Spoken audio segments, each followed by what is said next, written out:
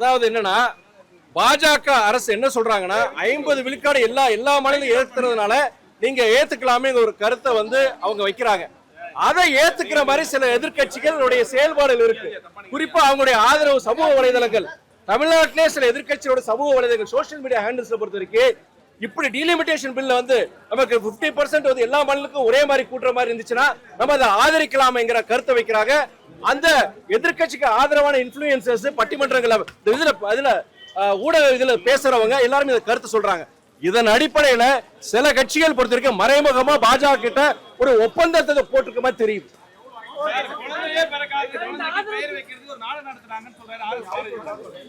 அதாவது அவங்க அண்ணன் ஆர்.எஸ். பாரதியை பொறுத்த வரைக்கும் திமுக கருத்து சொல்லியிருக்கிறார்.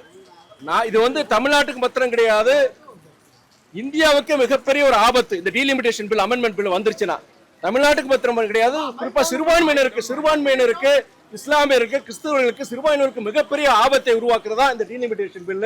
இதுக்கு உதாரணம் பொறுத்த அஸ்ஸாம் நடந்திருக்கு. அங்க பொறுத்த தொகுதி மறுவரை செய்யும் பொழுது இஸ்லாமியருக்கு கிறிஸ்தவர்களுக்கு பாதிப்பை உருவாக்கக்கூடிய கொண்டு வந்திருக்காங்க. இன்னைக்கு வந்து அங்க டெல்லியில பாஜக அரசு பொறுத்த வரைக்கும் எதிர்கட்சி தலைவர்கள் கூட்டணி கட்சிக்காரங்கிட்ட தலைவர்கிட்ட பேசுறாங்க. என்ன பேசுறாங்கன்னா இந்த டீலிமிட்டேஷன் பில் வந்து நீங்க ஆதரிக்கணும், இதன் அடிப்படையில் நீங்க ஆதரிக்கணும்னு சொல்லிட்டு அந்த கருத்தை வைக்கிறாங்க.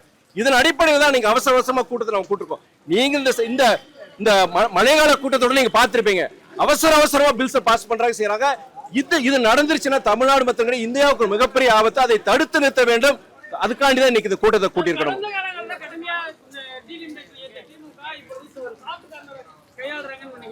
கண்டிப்பா நான் அதனால சொல்றேன். இன்னைக்கு நீங்க சோசியல் மீடியா ஹேண்டில்ஸ் பாருங்க, அவங்க என்ன ஒரு இது வைக்கிறாங்கன்னா பாஜக கருத்து தான் அவங்க திமுக சொல்றாங்க. என்னன்னா 50 விழுக்காடு இது எல்லா மாநிலம் கூட்டும் பொழுது இதுல என்ன தவறு இருக்கு, நம்ம இதை ஏத்துக்க வேண்டியதான்னு சொல்றாங்க.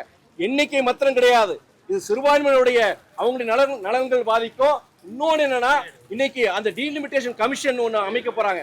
அவங்களுக்கு அந்த முழு அதிகாரம் கொடுக்கும் பொழுது மாநிலங்களுக்கு எந்த அதிகாரம் இருக்காது. நாளைக்கு அவங்க இஷ்டத்துக்கு இந்த மாதிரி சட்டங்கள் தொகுதி மறுவரை நாளைக்கு எப்படி வேணும் அவங்க செய்யலாம். இன்னைக்கு பொறுத்தவரைக்கும் 2/3 மெஜாரிட்டி அவங்களுக்கு வேணும் பார்லிமெண்ட்ல.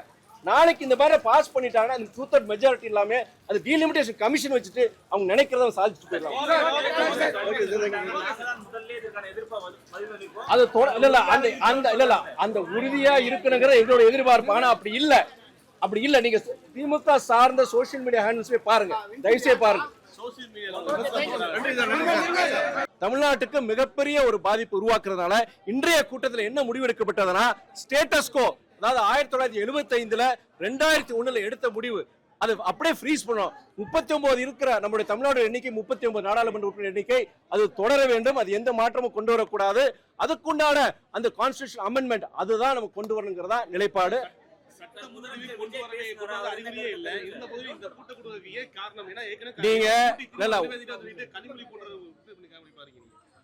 டெல்லியில பொறுத்த வரைக்கும் இந்த கான்ஸ்டிடியூஷன், அதாவது இந்த டீலிமிட்டேஷன் பில், இந்த தொகுதி மறுவரை சம்பந்தமான அந்த நகர்வுகள் அங்க ஒன்றிய அரசு எடுத்துட்டு இருக்காங்க. அரசியல் கட்சி தலைவர்களை சந்திக்கிறாங்க. இது நீங்க ஆதரிக்கலாமே, நீங்க 50 விழுக்காடு அடிப்படையில் எல்லா மாநிலங்களும் கொடுக்குறோமே, இப்ப நீங்க ஆதரிங்கன்னு சொல்லிட்டு, அது மாத்திரம் இல்லாம அத பாஜக இந்த கருத்தை ஆதரிக்கிற மாதிரி சில எதிர்கட்சிகள் அவங்களுடைய சோசியல் மீடியா ஹேண்டில் அப்படிதான் நம்ம டீலிமிட்டேஷன் ஆதரிக்கலாம்னு சொல்லிட்டு அந்த முடிவு எடுத்த மாதிரி தெரியுது. நீங்க இந்த தமிழ்நாடு பொறுத்த வரைக்கும் நீங்க இந்த சோசியல் மீடியா ஹேண்டில்ஸ் போய் பாருங்க. நீங்க அதுல பொறுத்த வரைக்கும் அவங்க ஐடிவிங்களை பொறுத்த வரைக்கும் இந்த மாதிரி கொண்டு வந்து நம்ம ஆதரிக்கலாம்ங்கிற ஒரு நிலைப்பாடு எடுத்திருக்காங்க. அதாவது குரங்கு குட்டியை விட்டு ஆழம் பார்க்கிற கதையா நடக்கிற மாதிரி எங்களுக்கு தெரியும். முதலமைச்சர் பொறுத்த வரைக்கும் அவர் என்ன சொல்லியிருக்கிறாருன்னா, சென்ற முறை ஏப்ரல்ல இந்த டீலிமிட்டேஷன் பில் வரும்பொழுது அப்பொழுது வந்து தாவேகா அவருடைய கருத்தை வந்து அவர் சொல்லியிருந்தார். அதாவது வந்து ஸ்டேட்டஸ் கோ மெயின்டைன் பண்ணணும், எந்த விதத்திலையும் அந்த டீலிமிட்டேஷன் நம்ம ஏற்க முடியாது. 1975 2001 என்ன முடிவு எடுத்தாங்க, இந்த 39 தமிழ்நாட்டுக்குரிய அந்த 39 நாடாளுமன்ற உறுப்பினர் 7.18 விழுக்காடு அது தொடர வேண்டும். இந்த டீலிமிட்டேஷன் பில் அமெண்ட்மெண்ட் இதை நம்ம ஆதரிக்க கூடாதுன்னு தான் முடிவெடுத்து அதே நிலைப்பாடு தான் தொடரும்ங்கிறதா அவர் முடிவெடுத்திருக்கிறார்.